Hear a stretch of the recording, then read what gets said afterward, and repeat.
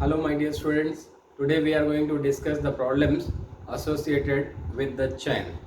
Okay, we are discussing work energy theorem, and in work energy theorem we had seen that the work done by the external forces plus work done by non-conservative forces plus work done by conservative forces plus work done by the pseudo force, this will be equal to what?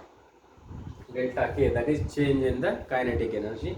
And then we had also seen that when all other forces are missing, then E1 is equal to E2, that is the total mechanical energy of the system is conserved. Okay, now today we will see some problems associated with the chain. Now suppose there is a chain like this.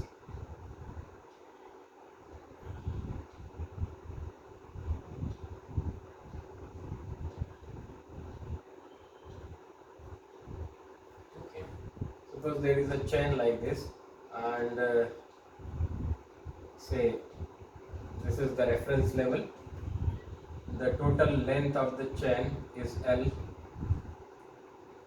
and total mass of the chain is M. Okay.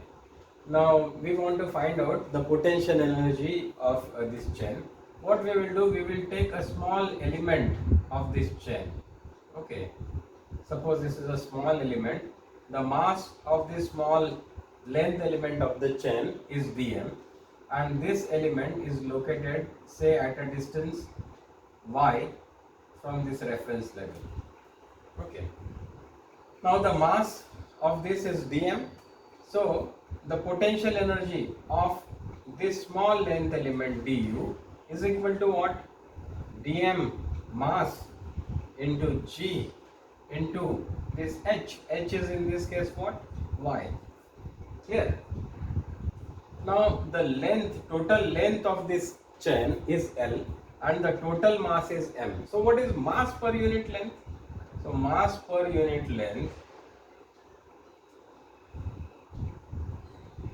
is equal to M divided by L, and suppose the width of this is dy. Okay, the width of this small length element, the small element that we have taken, the length of this is suppose dy, then what will be the mass of this length element? Mass of this length element dm will be equal to what? Mass per unit length multiplied by the length of this element. Clear? So therefore the total energy, see, this comes out to what? Du is equal to, what is dm? M by L into dy into g into y. Okay, now this is the potential energy associated with this small length element. लेकिन अगर हमको total इस chain का ही potential energy find out करना है तो क्या करेंगे हम लोग? We will integrate this. ये छोटे छोटे लेंथ एलिमेंट्स में अगर इसको डिवाइड किया, सो टोटल अगर हमको पोटेंशियल एनर्जी पूरे लेंथ की फाइंड आउट करनी है तो हम लोग इसको इंटीग्रेट करेंगे over this entire length. Okay, so this will be integral of du. This is equal to what? Integral of m upon L g y into dy. इसके लिमिट्स क्या रहेंगे? कहां से कहां तक लेंथ एलिमेंट्स वेरी करेंगे? 0. यहाँ पे लिमिट क्या होगा? 0 तो हियर L. क्लियर? सो मतलब ये y जो है ये कहां से कहां तक वेरी कर सकता है? ये 0 से लेकर यहाँ तक वेरी कर सकता है, L तक, इसलिए ये लेंगे. So therefore U is equal to M तो कांस्टेंट है, mass, total mass of the chain. L भी कांस्टेंट है, इसको बाहर ले लेंगे. G is constant. So this is integral of y dy from 0 to L. So therefore potential energy U is equal to M upon L into G. What is the integral of y with respect to y? This is y square by 2. Limits कहाँ से कहाँ तक है? 0 to L तक. So therefore this is equal to M upon L, 2 को भी बाहर ले लेंगे, okay, into G. Now इसमें upper limit is what? L. So L square minus lower limit is 0. Okay, so ultimately यहाँ पे सिर्फ L square बचेगा. Clear? So एक L इसके साथ कैंसिल हो जाएगा. This is equal to half of M into G into L. So this is the potential energy of this chain. Clear? अब इसी को हम लोग कैसे लिख सकते हैं, this is equal to m mass of the chain into g acceleration due to gravity into this l, but ये l कौन सा वाला है, this is l by 2, so इसलिए इसको क्या लेंगे, this is the length of what, this is the length और length from the reference level, किसका, of the centre of mass of this chain. अब सेंटर ऑफ मास क्या होता है कि कोई भी एक रिजिड अगर बॉडी लेंगे हम लोग, तो उसका मास तो वैसे डिस्ट्रीब्यूटेड होता है ओवर द एंटायर, है ना, पूरा वॉल्यूम में इसका मास डिस्ट्रीब्यूटेड होता है, लेकिन ये बॉडी ऐसी बिहेव करेगी as if it's total mass is concentrated at a single point. Okay, so ऐसा पॉइंट जहां पे हम लोग अज्यूम कर सकते हैं कि भाई इस पूरी बॉडी का मास वहां कॉन्सेंट्रेटेड है, so that we can treat this as a point mass, इसको हम लोग पॉइंट मास की तरह ट्रीट कर सकते हैं। ऐसा जो भी पॉइंट होगा इसको सेंटर ऑफ मास बोलते हैं, हम लोग खैर इसको डिटेल में डिस्कस करेंगे। लेकिन ये जो चैन होता है उसका सेंटर ऑफ मास हमेशा कहाँ पे होगा, उसके लेंथ के सेंटर में होगा। क्लियर, इसकी जो लेंथ है उसके सेंटर में हमेशा इसका सेंटर ऑफ मास होता है। तो इसका लेंथ कितना है, l, तो सेंटर ऑफ मास कहाँ पे होगा, l by 2, इसलिए इसको हमने लिया l, किसका, centre of mass. Clear, so this is the potential energy of the chain. Okay, so I hope you have understood how to find out the potential energy of a chain. Okay, now let us see some other cases.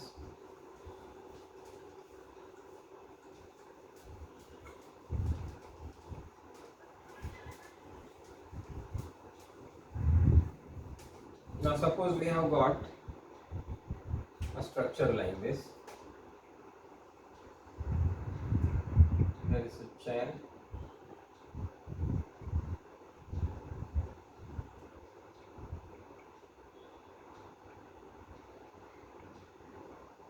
Okay. The length from here to here is L. इसका length L है। Same ये इसके यहाँ से होके जाती है, and here also this extends over the same length.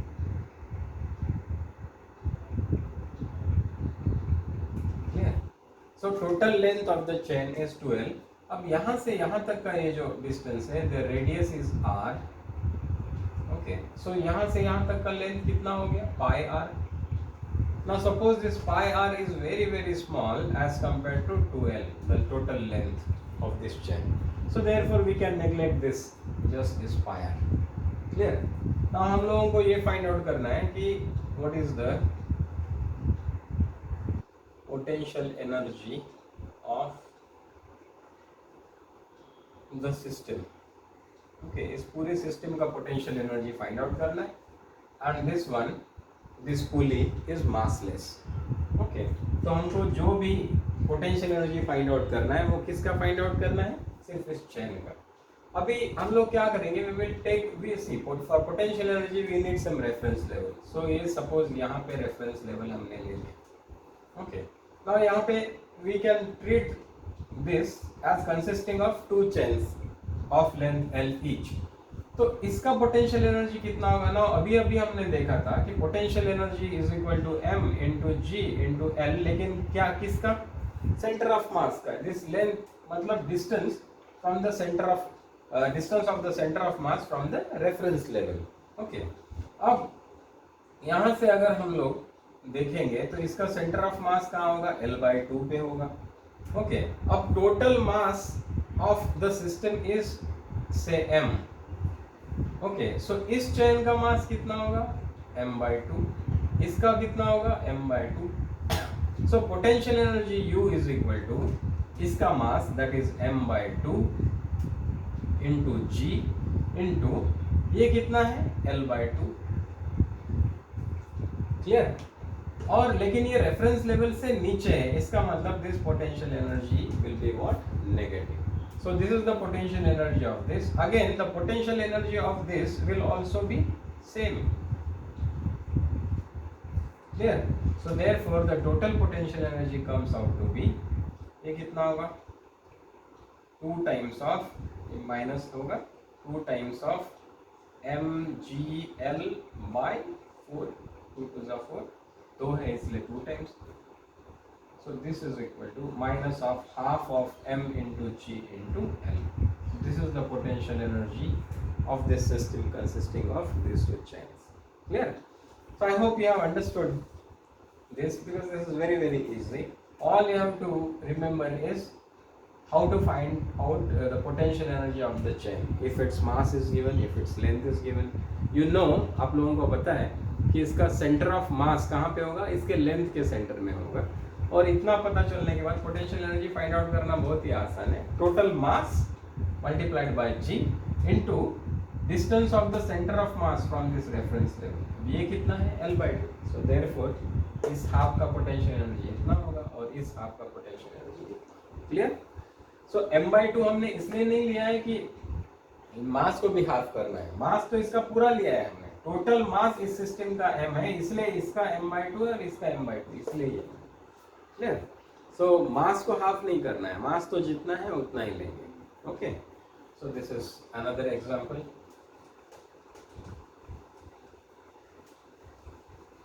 Let us discuss one more problem. Now all these problems you try to solve on your own also. Then only you will develop confidence.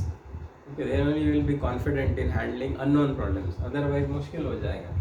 सिर्फ पढ़ेंगे तो नहीं होगा। See another example we will discuss. Suppose this is a surface and this is a frictionless surface. There is a chain placed here.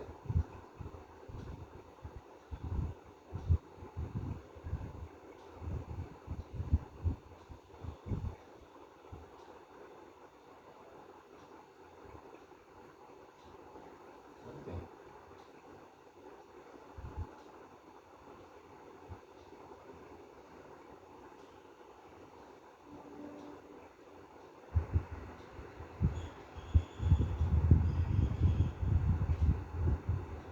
ऐसा एक चैन रखा हुआ है।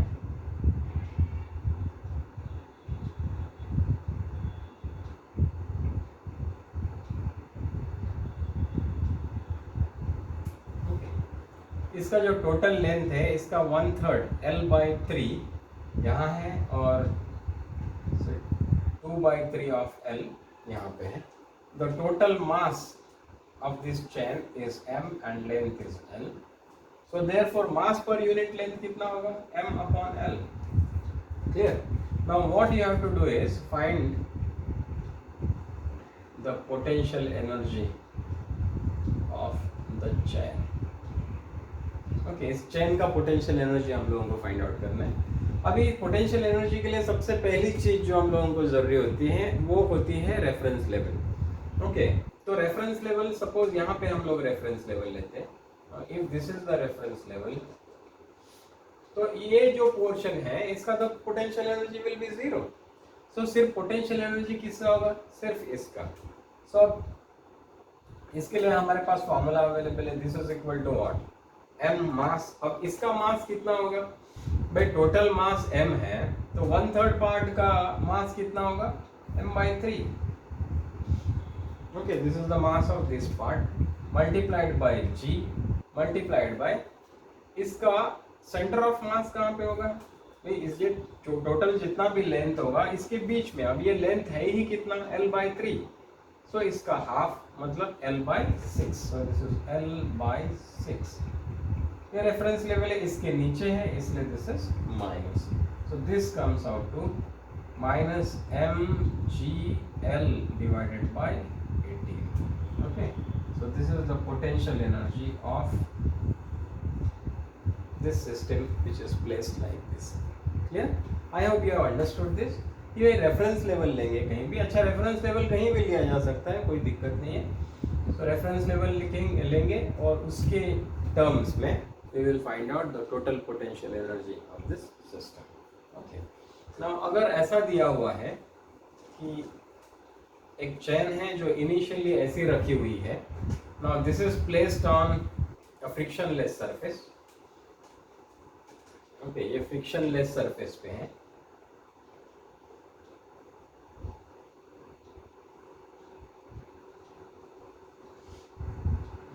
total mass is m. Now you have to find out its speed when it slips off the table.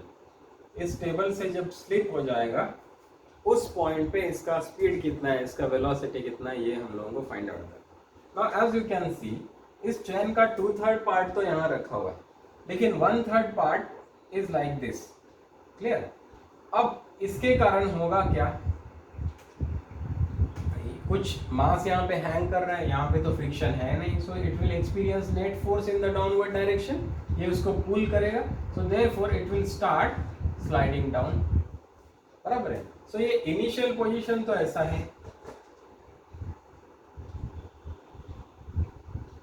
Finally क्या होगा, सी finally अगर आप लोग देखेंगे सो ये धीरे धीरे धीरे स्लिप होके आगे चलता चला जाएगा।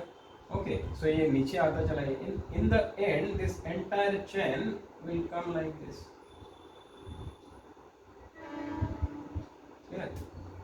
अब उस पॉइंट पे इसका स्पीड कितना होगा that we want to find.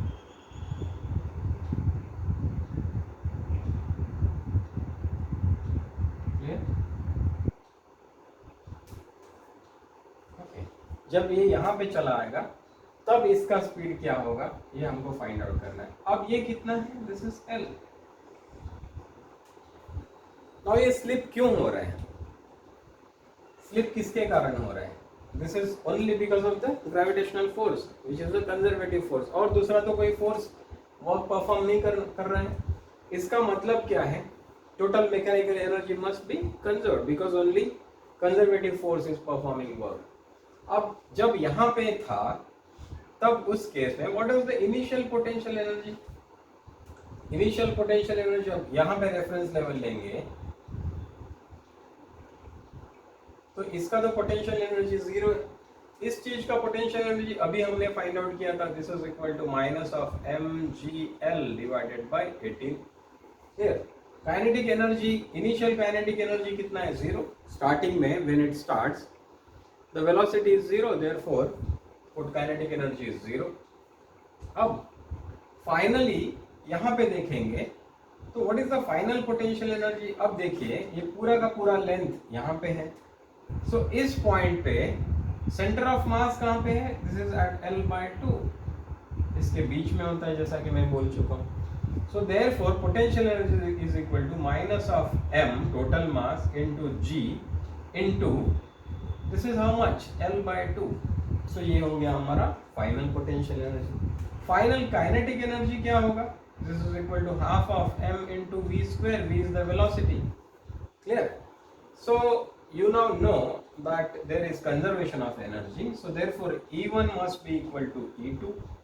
E1 क्या है, U1 plus K1, this must be equal to U2 plus K2। what is U1, minus mgl divided by 18। K1 कितना है, 0। What is E2, U2 कितना है, माइनस mgl/2 प्लस K2 कितना है, half of m into v square. Clear? अब हमको तो velocity find out करना है, वेलोसिटी जिधर है उधर ही रहने देंगे। ओके, बाकी सब चीजों को इधर शिफ्ट कर देंगे। ये कितना हो जाएगा, माइनस mgl/18, ये इधर आ जाएगा तो पॉजिटिव हो जाएगा, plus mgl divided bye 2, this is equal to mv square by 2। okay, there is mass on both the sides in every term, so we will cancel this and then we will multiply the entire thing by 2। तो क्या हो जाएगा, 2 से multiply करने पर इस तरफ minus gl divided by 2 से मल्टीप्लाई किया, इधर 9 बचेगा। ओके, प्लस इसको भी 2 से मल्टीप्लाई कर दिया, जस्ट gl बचेगा, this is equal to v square. Clear? Now this is equal to see gl minus gl by this thing, so gl तो कॉमन निकालेंगे, this is 1 minus 1 by 9, this is equal to v square। so therefore ये क्या हो जाएगा, gl 9 minus 1 that is 8 by 9 is equal to v square. So therefore velocity कितना हो जाएगा? This is equal to square root of 8 by 9 into gl. Okay, so this is the velocity or speed reached by this chain when it just slips off this table. Clear? So initial kinetic energy, initial potential energy find out करेंगे, final kinetic energy, final potential energy find out करेंगे. और since इस पे दूसरा कोई force act नहीं कर रहा है, ग्रेविटेशनल फोर्स ही एक्ट कर रहा है. क्लियर? इसीलिए law of conservation of mechanical energy follow होगा and therefore you can easily apply this thing to find out the velocity reached by it. Clear? अब यहाँ पे नॉर्मल रिएक्शन जरूर है लेकिन it is not performing work. Displacement तो इधर है, रिएक्शन तो इधर है. इसका मतलब the work perform by normal reaction is not there, is zero. इसीलिए work is done only by gravitational force. You can calculate this velocity like this. Clear?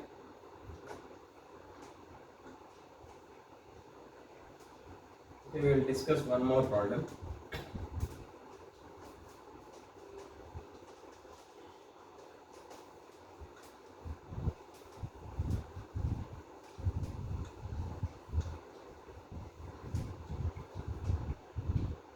Okay, another example we will discuss. Now suppose this is the table, same thing. अब यहाँ पे chain रखा हुआ है.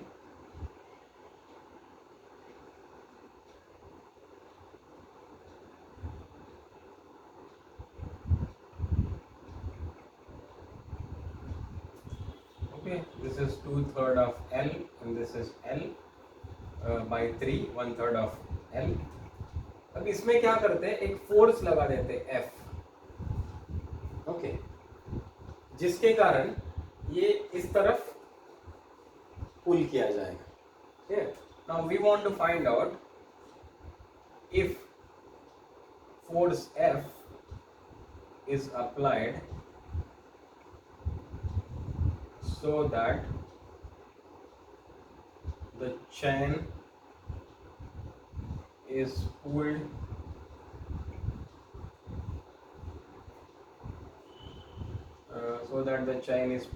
slowly. Okay, then